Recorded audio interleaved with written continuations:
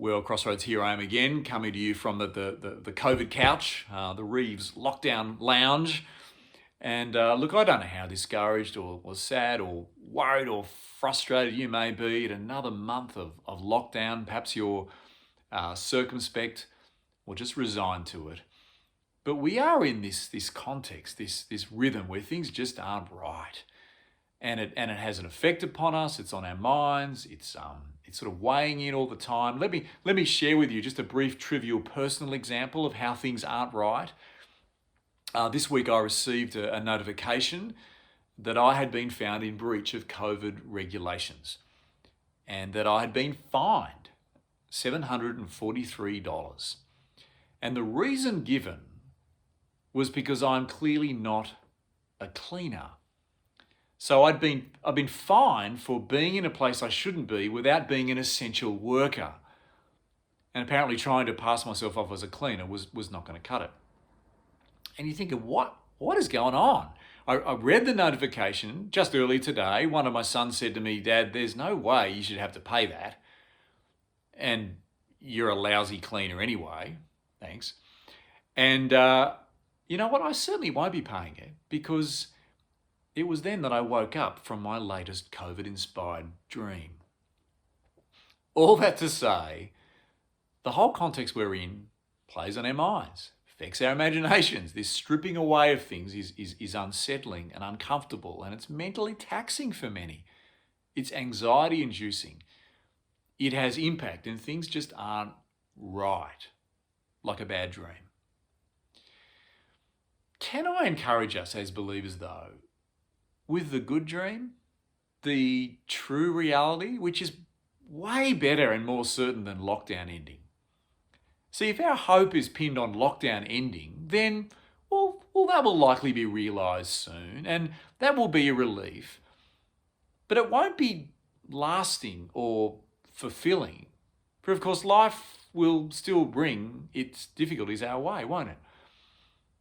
Rather, let lockdown cause us to pin our hopes far higher than that.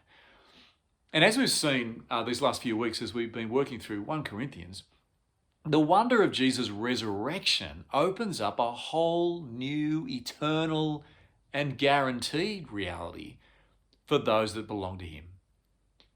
So yes, at some stage we'll be lifted out of lockdown. Wonderful, bring it on. But where to be lifted and raised to immortality? Now, at some stage in the next few weeks, we'll be informed as to when COVID will begin to lose its grip upon us and what we'll be able to do. And you know what? We'll make plans and things will feel righter again. But do we realise that in the gospel, something far more formidable than COVID has already lost its grip upon us? The Apostle Paul staggeringly taunts death itself. In 1 Corinthians 15, "Death, where is your victory? Where is your sting?" The ultimate expression of what is not right in life, death, in view of Jesus Christ, has been vanquished, cured, eradicated, swallowed up.